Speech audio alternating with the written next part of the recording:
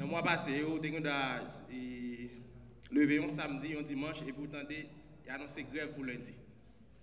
Grève mardi, il y a des gens qui ont arrangé, bon, ils ont tout la caillou, mais nous connaissons tout, comment ça a dérangé en pile monde. Il y a des gens qui n'ont pas de cas l'activité. En pile entreprise, ils ont été paralysés avec ça. Tout. Donc, toute grève, toute tension politique, ça a été lié en pile, même si on ne va pas dire explicitement, mais avec ce programme qu'on appelle le programme Petro-Caribé. Donc, c'est un programme qui a été lancé en 2005, et à partir d'un accord entre le Venezuela et plusieurs autres pays, des pays de la Caraïbe et des pays de l'Amérique centrale. Haïti fait partie des pays qui ont signé l'accord en 2005, mais dans le cas d'Haïti, l'accord est entré en vigueur en 2007. Et dans le mois octobre-novembre 2007, Haïti place ses premières cargaisons et il place ses premières commandes. Mais c'est asphalte que nous avons commandé, ce n'est pas pétrole. Nous faisons commande de produits pétroliers au mois de février 2008 et au mois de mars 2008, nous recevons la première commande de pétrole que nous avons fait à travers le programme Petro-Caraïbe. Donc Haïti fait partie des pays qui ont bénéficié de ce programme, qui bénéficient de ce programme. Comme je l'ai dit, il y a toute une liste de pays. En pile pays, ça fait partie des Caraïbes. Et il y a un pays qui fait partie de l'Amérique latine. Nous sommes capables de voir la liste là, vraiment en pile pays. Et comment le programme ça a fonctionné? Ça est très important pour nous saisir le mécanisme. Haïti a acheté pétrole auprès du Venezuela. Maintenant, comment nous acheter? C'est le bureau de monétisation des programmes d'aide au développement qui gère le programme pour Haïti. Comment est-ce qu'on possède? Les compagnies pétrolières locales prennent le BMPAD, place les commandes auprès du Venezuela. Les compagnies pétrolières locales font le dépôt dans un compte placé à la BNC, un compte dénommé Petro-Caribé. Et à partir de compte ça, suivant le prix baril pétrole dans ce marché international, là, eh bien, Haïti, on portionne comme blanc, les pays Venezuela ont différence qui était. Et différence qui était ça, c'est montant ça que le gouvernement les prend, les programme pour le financer le budget. Et nous allons comprendre un élément clé dans le programme ça, c'est que si le prix baril pétrole est plus élevé, le pourcentage propre Haïti pour le Venezuela est plus petit. Et si le prix baril pétrole est baissé, le pourcentage propre Haïti pour le Venezuela immédiatement, eh bien, il augmente. Même Jean Haïti a un budget, il programme comment on va faire des ressources pour financer le budget, eh bien, Venezuela a un budget par le temps. Donc, lui-même, il utilise un mécanisme pour réduire les incertitudes qui sont capables de lier à la variation du prix du baril de pétrole sur le marché international.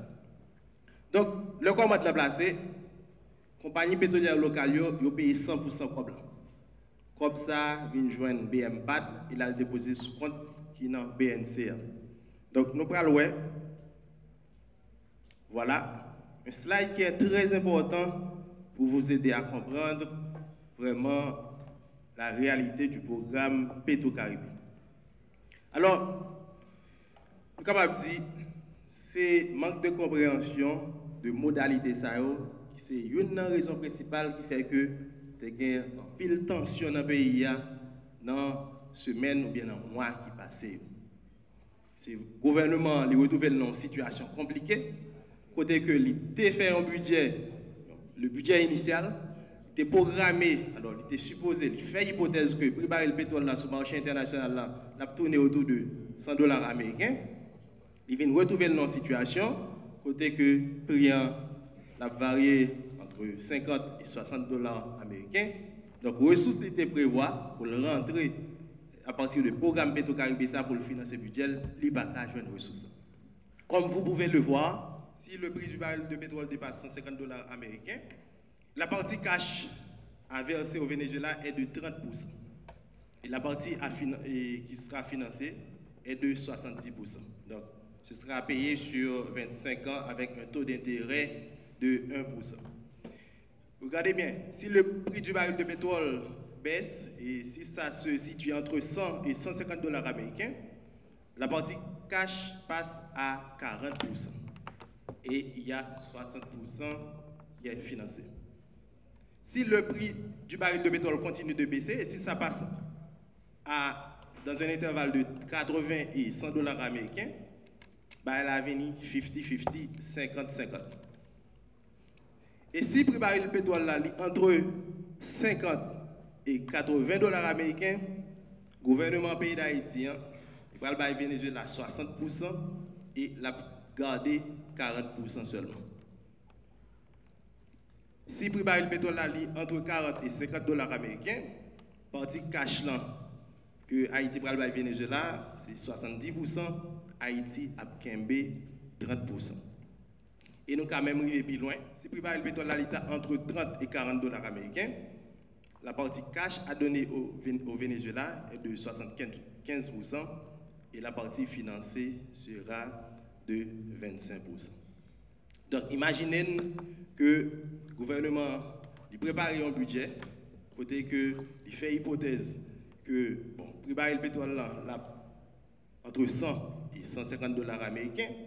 Donc à partir de l'hypothèse là, il programme mes quantités de COP la mobiliser à partir de programme pétro-caribéen. Et il y a un mouvement qui passe, le prix du baril de pétrole là, il chute, et bien, gros tête chargée pour le gouvernement. Nous-mêmes, comme citoyens, le prix du baril de pétrole là, il baisse, ça arrange nous. Parce que nous mettons gaz dans la machine, nous prenons le transport en commun, nous utilisons le gaz pour le business, etc. Ça, il arrange nous. Mais pour le gouvernement, qui est programmé, même projet, on va le financer. Et puis, c'est à partir de Pétro-Caribé seulement, on va jouer une COP sous forme de prêt. Eh bien, il y a une situation très compliquée. Et si vous regardez bien, vous voyez que pour l'année 2011, eh bien, on a eu un baril de pétrole dont le prix était au-dessus de 100 dollars, c'est-à-dire pour un bon parti dans l'année. C'est à peu près le même baril là tout pour l'année 2012. Pour l'année 2013, à peu près le même scénario. Début 2014, pour le gouvernement, bah, il n'a pas de mal. Et l'arrivée dans fin 2014, il y a une chute. Donc c'est chute ça qui mettait le gouvernement dans le petit soulier. Et autre chose, il a annoncé que le programme Pétro-Caribé est possible pour camper dans le mois mars 2016. En raison des changements liés au prix du baril de pétrole sur le marché international, le gouvernement est obligé à réviser le budget. Les ressources étaient prévoir pour le rentrer à partir du programme Pétro-Caribéen. C'était autour de 20 milliards de gouttes. Maintenant, avec la baisse du prix du baril de pétrole sur le marché international, c'est révisé à environ 10 milliards de gouttes. Donc, comme le gouvernement a espéré rentrer à partir du programme Pétro-Caribé, il pratiquement réduit. C'est ça que fait. Au lieu que le gouvernement ait un budget initial de 122 milliards de gouttes, il a révisé pour le passer à environ 109 milliards de gouttes. Donc, situation compliquée. On est capable d'imaginer si Pétro-Caribé n'est pas là, même budget ça qui passe de 122 à 109 milliards de gouttes là, il était capable de passer tout à 100 milliards de gouttes. Il était quand même baissé en dessous de 100 milliards de gouttes. Donc, un grand défi qui attend les hommes et les femmes qui vont nous diriger. Il y a un pile promesse pour le faire lors de l'élection, mais la grande question, c'est où est-ce que vous allez trouver les ressources pour matérialiser vos promesses. Donc, pour Pétro-Caribé, il n'est pas exister. Si on dit pas qu'à une COP maintenant, Pétro-Caribé, maintenant la question, c'est qui compte pour une COP. Ressources internes, ressources courantes, recettes courantes, liées autour de 60 milliards de gouttes. Maintenant, est-ce qu'on va utiliser une stratégie pour faire passer de 60 à 80 milliards de gouttes? Je ne sais pas, mais c'est un défi qui vous est lancé.